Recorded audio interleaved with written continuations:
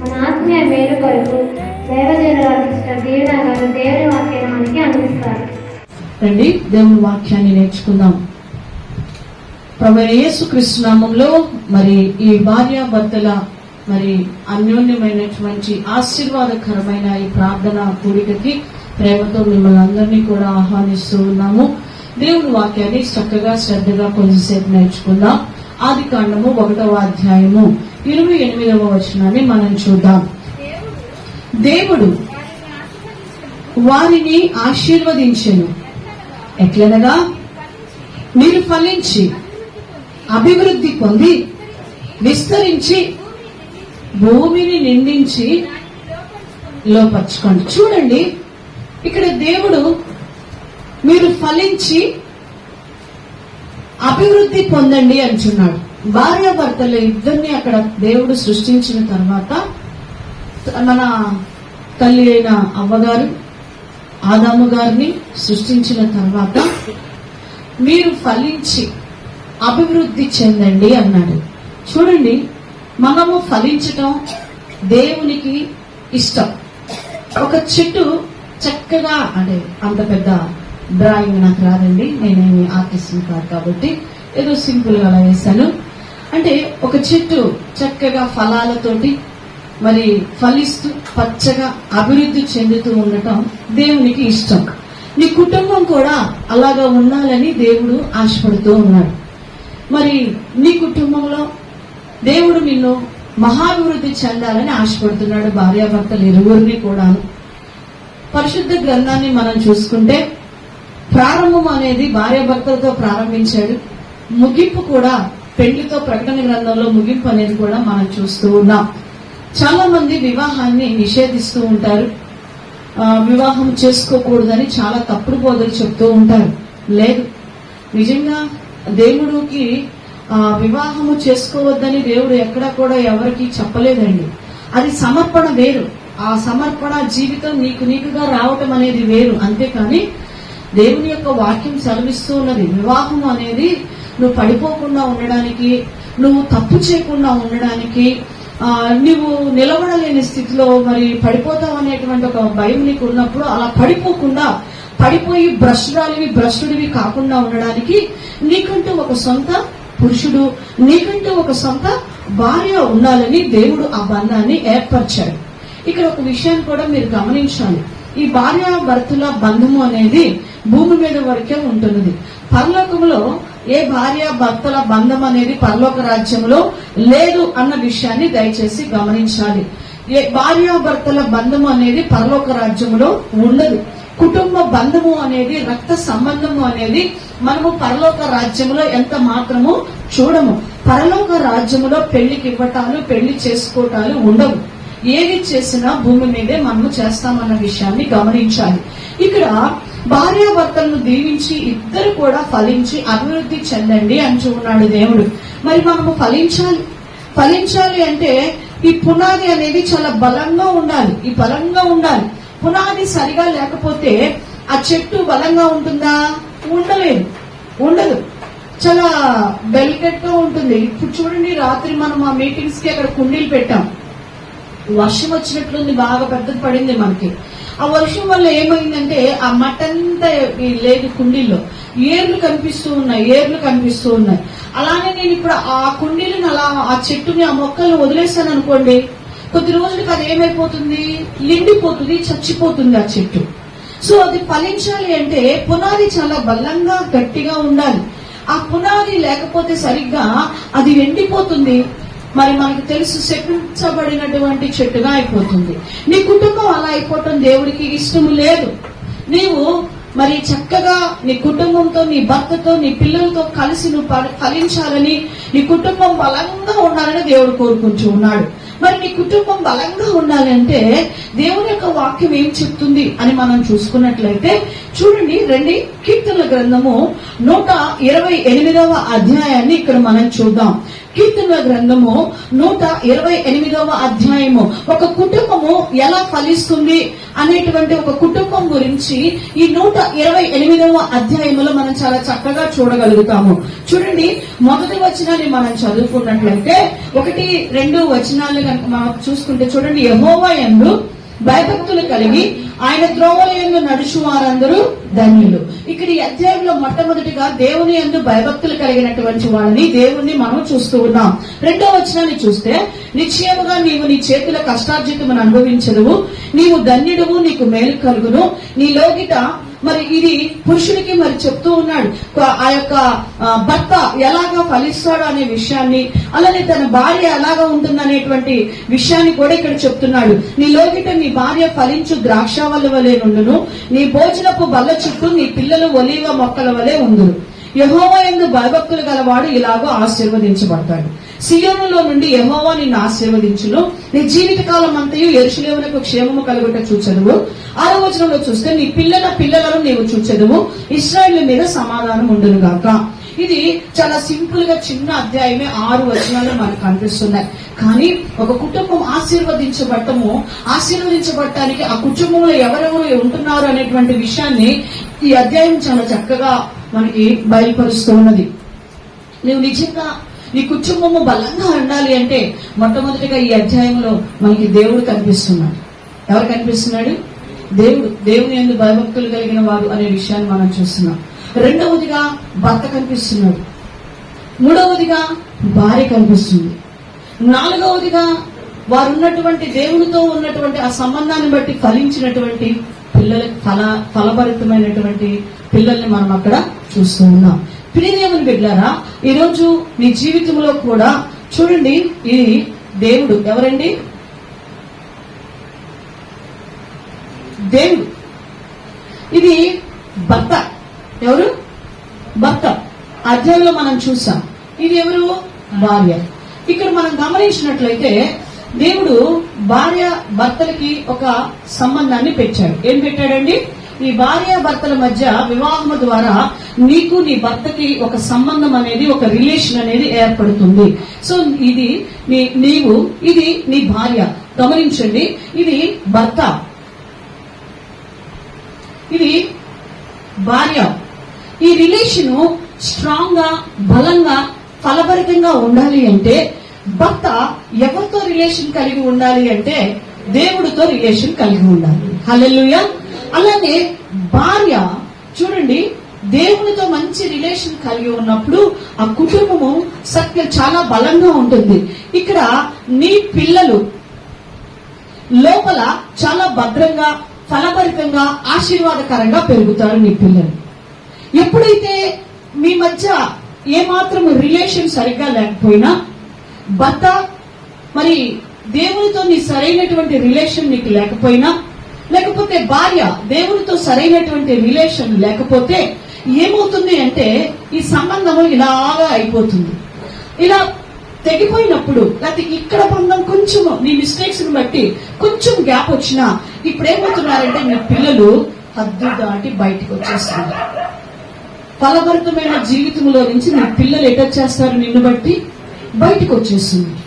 ఈ బయటికి వాళ్ళు వచ్చేసేయటం వల్ల అదే మనం చూస్తూ ఉన్నాం. మన పిల్లల జీవితం వక్ర మార్గాల్లో నడుస్తున్న పిల్లలు, తిరుగుబాటు స్వభావంతో నడుస్తున్న పిల్లలు, దేవుని మాట వినకుండా, తల్లిదండ్రుల మాట వినకుండా పాడైపోతున్నటువంటి పిల్లల జీవితాన్ని చూస్తున్నాం.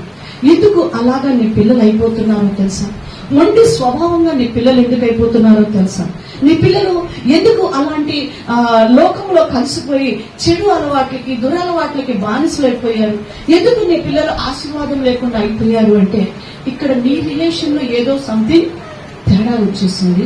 లేదా ఇక్కడ నీ విషయంలో, దేవుడికి నీకు ఉన్న సంబంధం విషయంలో, భర్తగా నీకు దేవునికి ఉన్న సంబంధం విషయంలో తేడా రావటం వల్ల ఏమవుతుందంటే ఆ రిలేషన్ ఏమైపోతుందంట? కట్ అయిపోతుంది, గ్యాప్ వస్తుంది. దానివల్ల పిల్లలు ఏమైపోతున్నారంటే దేవుని సన్నిధిలో నుంచి, లేకపోతే మా అమ్మే అలా ఉందిగా, మా నాన్నే అలా ఉన్నారుగా అన్నట్లుగా ఏమైపోతుంటారు? బయటకు వెళ్ళిపోతారు. నేను చాలా ఉంటా, నువ్వు ముందు సరిగ్గుండు, నీ బతులు చూసుకో ఫస్ట్, నా చదువుతుంది అంటుంటారు. చిన్నపిల్లల్ని చాలా మందిని చూస్తుంటారు. ఆమంతే చెప్పిద్దిరే, నవ్వు జరిగితే అబద్ధాలు చెప్పింది. మా నాన్న అంతే చెబుతాడులే, అంతా చేసేదంతా చెప్తా ఉంటాడు, ఏదో ఈ మంచి మాటలు ఇలా చెబుతా ఉంటుంటాడు. అదంతా వేస్ట్. చాలా పిల్లల నోట్లో నుంచే ఈ మాట వస్తుంటుంది. ప్రియదేవుని బిడ్డారా, ఈరోజు ఒక భర్త యొక్క ఫౌండేషన్ స్ట్రాంగ్ గా ఉండాలి అంటే దేవుని వాక్యంలో కీర్తనాకారుడైనటువంటి దావీదు 1వ అధ్యాయంలో చక్కగా రాస్తాడు.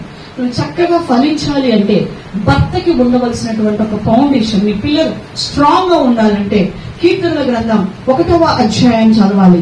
చూడండి, కీర్తన. దుష్టుల ఆలోచన చొప్పున నువ్వు నడవకూడదు, పాపుల మార్గమున నువ్వు నిలవకూడదు,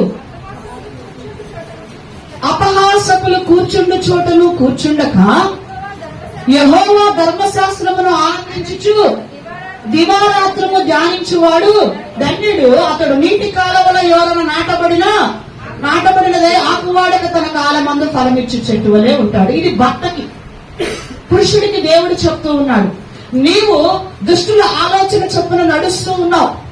చెడు మాటలు నువ్వు వింటూ నీ కుటుంబంలో నీ భార్యని, నీ పిల్లల్ని నువ్వు పట్టించుకోవట్లేదు. నీకు చెడ్డ స్నేహితులు ఎక్కువైపోయారు, చెడు స్నేహితులు ఎక్కువైపోయారు. దేవుడు చెప్తున్నాడు అక్కడ దుష్టుల ఆలోచన చొప్పున నువ్వు నడవద్దు, అపహాసకులు కూర్చుండే చోట నువ్వు కూర్చోబాకు. పురుషుడు వెళ్ళిపోయి కూర్చునేది అలాంటి స్థలాల్లోనే. పొద్దున్నుంచి పనికెళ్ళాము, కాసేపటి సరదాగా అటు కూర్చొని వస్తాం, అట్లా టీ స్టాల్ కాడ కూర్చుంటాం, అక్కడ కూర్చొని వస్తాం, కాసేపు ఇక్కడ కూర్చొని వస్తాం. చూడండి, నువ్వు అక్కడ కూర్చొని వచ్చే లోపే నీకు రాకూడనటువంటి మాటలన్నీ నీ నోట్లో నుంచి వస్తాయి. వినకూడని మాటలన్నీ నువ్వు వినేస్తావు. దానివల్ల నీ హృదయంలోనికి దుష్టతనం కూడా వచ్చేస్తుంది. అపవాది నీ హృదయంలోనికి వస్తాడు. ఇంటికి రాగానే ఆ కోపమంతా ఎవరి మీద చూపిస్తున్నావు? నీ భార్య పిల్లల మీద చూపిస్తావు. సో భర్తగా నీ జీవితంలో నువ్వు ఉండవలసినటువంటి స్థలంలో లేవు, నువ్వు ఉండవలసినటువంటి చోట నీ జీవితం లేదు. నీకు చెడు ఆలోచనలు ఎక్కువైపోతున్నాయి.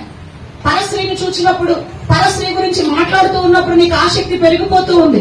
దానివల్ల ఏమవుతుందంటే నీకు దేవుడికి ఉన్నటువంటి సంబంధం తెగిపోతుంది. ఇక్కడ నీకు నీ భార్యకి దానివల్ల ఉన్నటువంటి సంబంధం తెగిపోతుంది. దీనివల్ల నీ పిల్లల జీవితం నాశనం అయిపోతుంది. నీ బిడ్డల బ్రతుకు నాశనం అయిపోవటానికి కారణము భర్తగా నీ పునాది సరిగ్గా లేదు, నీ ఆలోచనలు సరిగ్గా లేవు. దేవుడు అంటున్నాడు, భర్తగా నువ్వు ఒక దేవుని బిడ్డగా నీకు దేవుడు ఎంత చక్కని జీవితాన్ని ఇచ్చాడు, చక్కని భార్యని ఇచ్చాడు, చక్కని పిల్లల్ని ఇచ్చాడు, కుటుంబాన్ని. చక్కగా దేవుని వాక్యాన్ని ధ్యానించుకుంటూ, దేవుని వాక్యాన్ని చదువుకుంటూ, దేవునితో అన్యోన్యమైన సంబంధం కలిగి ఉండాలంటున్నాడు. కానీ నువ్వేం చేస్తుంటావు? కొంచెం సమయం దొరకగల అలా బయటికి వెళ్ళి వస్తున్నట్టు, కొంచెం సమయం దొరకగల అలా వెళ్ళి ప్రార్థన చేసుకుంటాను అనుకుంటావా? అనుకో నీ జీవితం ఎప్పుడు. అందుకే ఆ రిలేషన్ ఏమైపోతుందంటే పాడైపోతుంది. ఆ రిలేషన్ పాడవటం వల్ల నీ పిల్లల జీవితానికి నువ్వు చేదు ఫలాలు ఇస్తున్నావు, కారు ద్రాక్షాలు ఇస్తున్నావు. నీ పిల్లలకి మంచి ఫలాలు నువ్వు అందించలేకపోతున్నావు. నీకు ఒక తండ్రిగా, ఒక భర్తగా నీ జీవితం. ఈరోజు నీ పునాది చాలా చక్కగా ఉండాలని దేవుడు కోరుకుంటున్నాడు. మరి ఈ యొక్క భార్య యొక్క పునాది ఎలాగా ఉండాలి అంటే మనందరికీ తెలుసు. సామెతల గ్రంథంలోనికి వెళ్దాం. 31వ అధ్యాయం 10వ వచనం. గుణవతి అయిన భార్య దొరుకుట అరుదు, అట్టిది ముత్యము కంటే అమూల్యమైనది. ఏమండి, ఒక భార్యకి ఉండవలసిన పునాది ఈ 31వ అధ్యాయంలో చాలా చక్కగా మనం చూస్తూ ఉన్నాం. ఒక గుణవతి అయినటువంటి భార్యకి ఉండవలసినటువంటి లక్షణాలు ఈ అధ్యాయం చదివితే చాలు మనకి. ఆమె ఎలా ఉంటుందంట? పొద్దున్నే లేగుస్తుందంట, తన ఇంటి వారి కొరకు ప్రయాసపడుతుందంట, ఏమీ ఆశించదంట ప్రతిఫలం, చక్కగా ప్రార్థనా జీవితాన్ని కలిగి ఉంటుందంట, చేతులతో కష్టపడి పనిచేస్తుందంట, ఇతరులకి సహాయం చేసేదిగా ఉంటుందంట, వ్యర్థమైనటువంటి మాటలకు వెళ్ళట్లేదు. చూడండి ఎంత చక్కగా ఉందో. దీనులకు తన చెయ్యి చాపును, దరిద్రులకు తన చెయ్యి చాపును. ఇది భార్యకి చెప్తూ ఉన్నాడు. ఈ లక్షణాలు నీలో ఉన్నాయా? ఈరోజు నీ పునాది సరిగ్గా లేదు. భార్యగా ఎప్పుడు నీ భర్త మీద తోసేస్తావు, ఆయన వల్లే అంటూ ఉంటావు. కాదు, ఈ రోజు నిన్ను నువ్వు జాగ్రత్తగా పరిశీలన చేసుకో. నీ పునాది ఎలాగా ఉన్నది? ఈ రోజు భర్తతో మాట్లాడినటువంటి దేవుడు భార్యగా నీతో కూడా మాట్లాడుతూ ఉన్నాడు. నీ పునాది గుణవతి అయిన భార్యకున్న లక్షణాలు నీ జీవితంలో ఉన్నాయా? ఇంటికి వెళ్ళి సామెతల గ్రంథం 31వ అధ్యాయం అంతా కూడా చక్కగా చదవండి, 10వ వచనం దగ్గర నుంచి. నీ పునాది ఎలా ఉంది? నీ పునాది సరిగ్గా లేదు. నీ జీవితంలో కూడా కొంచెం అవకాశం దొరికితే చాలు, మా పుట్టింటికి వెళ్ళొస్తా, పక్కింటికి వెళ్ళొస్తా, ఇవే నీకు జీవితంలో. కొంచెం సమయం దొరికితే నా పిల్లల కోసం ప్రార్థన చేసుకున్నావు నువ్వు అనుకుంటున్నావా? లేదు, నీ జీవితంలో, నీ బ్రతుకులో లేదు. దేవుని యొక్క వాక్యం మనకి సెలవిస్తా ఉన్నది. ఈ రోజు నువ్వు ఎలా ఉన్నావు? గుణవతి అయిన భార్యగా ఉన్నావా, లేకపోతే ఉరిగా ఉన్నావా భార్యగా? దావీదుకి కోరి పెళ్లి చేసుకున్నాడంట. ఎవరిని? మీకాల్ని. చాలా ఇష్టపడి రాజుగారికి అల్లుడైపోవాలని పెళ్లి చేసుకున్నాడు. అది దావీదుకి ఎలా మారిందంట? ఉరిగా మారింది. నువ్వెలా ఉన్నావు? నీ భర్తకి దేవునితో నీ సంబంధం ఎలా ఉంది? ఎలాంటి లక్షణాలు ఉన్నాయి నీ జీవితంలో? దేవుడు ఈ రోజు నిన్ను అడుగుతున్నాడు, గుణవతి అయిన భార్యగా నీవు ఉన్నావా? ఆ ఇంట్లో కంట్లో పులుసులాగా, కాల్లో ముళ్ళులాగా తయారవుతూ ఉన్నావా? ఎలా ఉన్నావు? నీ జీవితం పరిశీలన చేసుకో. ఈరోజు దేవుడు మనల్ని సూటిగా ప్రశ్నిస్తూ ఉన్నాడు. ఈరోజు స్త్రీలారా, దేవుడు మీతో మాట్లాడుతూ ఉన్నాడు. నీ పునాది సరిగ్గా లేకపోతే నీ ఇంట్లోనికి పాపము రావటానికి, నీ పిల్లలు పతనం అయిపోవటానికి, నీ యొక్క భర్త జీవితంలో ఆత్మీయంగా పడిపోవటానికి కారణం కూడా నువ్వే అంటున్నాడు. అప్పుడు ఎలా ఫలిస్తాం?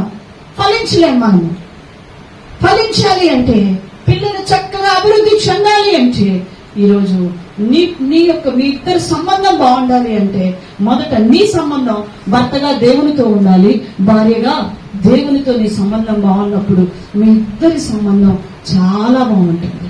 దేవుడు చెప్తాడు కదా మనకి ఎఫెసీ పత్రిక, భార్య భర్తకి ఏమై ఉండాలంట? లోబడి ఉండాలి. భర్త భార్యను ఏం చేయాలి? ప్రేమించాలి. మనం నిజంగా మనం ప్రేమిస్తాము. సొంత భార్యను తప్ప అందరినీ ప్రేమిస్తాం. సొంత పురుషుడికి తప్ప అందరికీ లోబడతాం. ఎలా కట్టబడుతుంది కుటుంబం? నీ జీవితంలో నీకు పక్కింటి భర్త నచ్చుతాడు, నీకేమో పక్కింటి భార్య నచ్చుతాడు. ఆమె చూడు ఎలాగుందో, ఆయన చూడు ఎలాగున్నారు. దేవుడు నీకు ఇచ్చిన భర్తని నువ్వు చూడు, దేవుడు నీకు ఇచ్చిన భార్యని చూడు. మరొక భార్యని, మరొక భర్తని ఎందుకు చూస్తున్నావు? వాళ్ళని చూసి వాళ్ళు భలే బాగున్నారని ఎందుకు అనుకుంటున్నావు? నీకు ఇచ్చిన నీ భార్యలో చూడటం నేర్చుకో. నీకు ఇచ్చిన నీ భర్తను చూడటం నేర్చుకో. మీ ఫౌండేషన్ చక్కగా, మీ సంబంధం సరిగ్గా దేవునితో లేకపోతే ఏమవుతుందంటే అది పాడైపోతుందని దేవుని వాక్యం చెప్తుంది.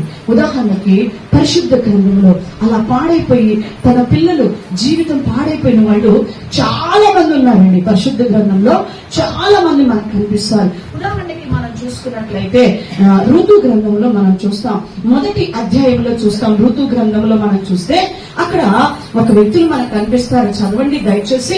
ఋతు గ్రంథము మొదటి అధ్యాయము మొదటి వచనాన్ని చదవండమ్మా.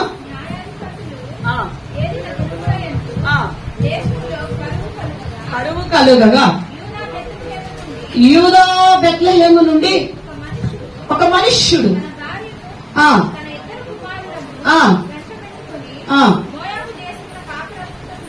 చూద్దాం. ఇక్కడ ఆపుదామండి. ఇక్కడ మనకి తెలుసు వీళ్ళ గురించి. నయోమి, ఆమె యొక్క భర్త పేరేంటండి? నయోమి భర్త పేరేంటి? ఎలీమెలెకు. ఈ ఎలీమెలెకు నయోమికి దేవుడు ఒక బాండింగ్ ఇచ్చేసాడు, చక్కని ఆ బంధాన్ని ఇచ్చాడు. వీళ్ళు చక్కగా దేవునితో మంచి అన్యోన్యమైన సంబంధం కలిగి జీవించారు. వీళ్ళకి చక్కగా 2 మగపిల్లలు పుట్టారు. చాలా హ్యాపీగా ఉంది ఆ కుటుంబం. ఎక్కడున్నప్పుడు? బెత్లెహేములో, అనగా దేవుని సన్నిధిలో దేవునితో అంటుకట్టబడి వాళ్ళ రిలేషన్ బాగున్నంత వరకు కూడా వాళ్ళ పిల్లలిద్దరు కూడా ఎలాగున్నారంట? చాలా హ్యాపీగా ఉన్నారు. చక్కగా ఉంది ఆ కుటుంబం. అయితే అకస్మాత్తుగా ఆ ప్రాంతంలో కరువు వచ్చేసింది. ఆ కరువు రావడం వల్ల వీళ్ళు ఏం చేశారంటే దేవుని సన్నిధిని విడిచిపెట్టి మోయాబు అనే ప్రాంతానికి వెళ్ళిపోయారు. మోయాబీలు ఎంత భయంకరమైన వ్యక్తులు, ఎంత పాపపు క్రియలు చేస్తారో మీకు తెలియదండి. మోయాబీలు శరీర క్రియలు ఎక్కువ. మోయాబీలు పురుషులతో పురుషులు పాపము చేస్తూ ఉంటారు. కామ క్రియలు ఎక్కువ. వారు ఆరాధించే దేవత కూడా కామానికి సంబంధించినటువంటిది. ఆ దేవత ముందు వీళ్ళు కామము, వ్యభిచారము చేస్తారు. ఆ దేవతని ప్రసన్నం చేసుకుంటగా ఆ దేవత హృదయం కగటానికి అంత భయంకరమైనటువంటి వ్యక్తులు మోయాబీలు. అలాంటి దేశాల్లోనికి వెళ్ళిపోయారు. దేనికోసం వెళ్ళిపోయారు? తిండి కోసం. మన భాషలో దేనికోసం? తిండి కోసం. ఈ ప్రాంతంలో బెత్లెహేములో చాలా మంది నివసిస్తున్నారు. ఒక నయోమి కుటుంబమే కాదు, ఆ కుటుంబంతో పాటు చాలా కుటుంబాలు ఉన్నాయి. మరి ఏ ఇతర కుటుంబాలు వలస వెళ్ళినట్లుగా మనం అక్కడ చూడట్లేదు. బెత్లెహేముని విడిచినట్లుగా మనం అక్కడ రాయబడలేదు. అయితే ఒక భక్తి కలిగినటువంటి కుటుంబం పేరు మాత్రమే అక్కడ మెన్షన్ చేయబడింది. వెళ్ళిపోయి అపవాదికి చోటిచ్చేశారు. చోటు ఇవ్వటం వల్ల మోయాబు స్త్రీలు పిల్లల జీవితంలోకి వచ్చేసారు. ఎవరు వచ్చారండి? మోయాబు స్త్రీలు పిల్లల జీవితంలోనికి వచ్చేసారు. ఏమైపోయింది వారి జీవితం? వారు మరణానికి అప్పగించబడ్డారు. అపవాదికి చోటు వచ్చేసింది. వీళ్ళిద్దరి వల్ల దేవునితో వారికి సంబంధం లేనటువంటి స్థితికి దూరం అయిపోవటం వల్ల ఆ యొక్క పిల్లలిద్దరు కూడా మరణము పాలవటాన్ని మనం చూస్తున్నాం. ప్రియ దేవుని బిడ్డ, ఈరోజు నీ రిలేషన్ ఎలాగుంది? దేవునితో ఎలాగుంది? నీ భర్తతో ఎలాగుంది? దేవునితో ఎలాగుంది నీ రిలేషన్? నీ భార్యతో ఎలాగా ఉంది నీ రిలేషన్? చక్కగా దేవుని సన్నిధిలో ప్రార్థనతో మనం ఇందాక చదువుకున్నట్లు ధర్మశాస్త్రమునందు ఆనందించుచు గుణవతి అయిన భార్యగా లోబడే మనస్తత్వము కలిగి నువ్వు దేవుని సన్నిధిలో జీవిస్తూ ఉన్నప్పుడు మీ రిలేషన్ చక్కగా ఉంటుంది. దేవునితో చక్కగా ఉంటుంది. నీ పిల్లలు బాగుంటారు. నయోమి చక్కగా బెత్లెహేములో దేవునితో ఉన్నంత వరకు ఆశీర్వదించబడిన దానిగా ఉన్నది.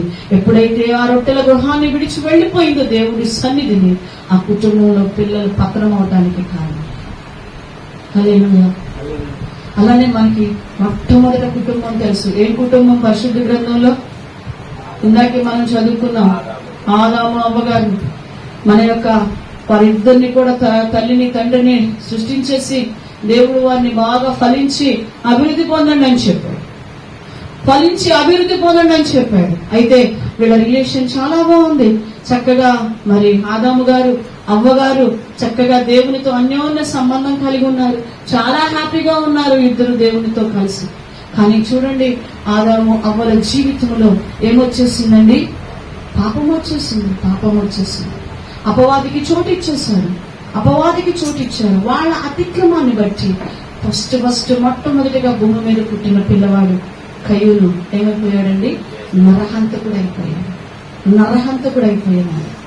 హేబేలు చనిపోయినాడు. కారణం, వారు దేవునితో ఉన్న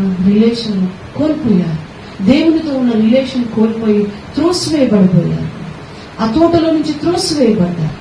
ఈరోజు నీ జీవితంలో నువ్వు దేవునితో నీ సంబంధం ఎంత స్ట్రాంగ్ గా ఉందో నువ్వు పరిశీలన చేసుకుంటూ, నువ్వు దేవునితో ఎంత స్ట్రాంగ్ గా నీ సంబంధాన్ని పెంచుకుంటావో నీ భర్తతో అంత చక్కగా సమాధానముగా నీ రిలేషన్ సాగిపోతుంది.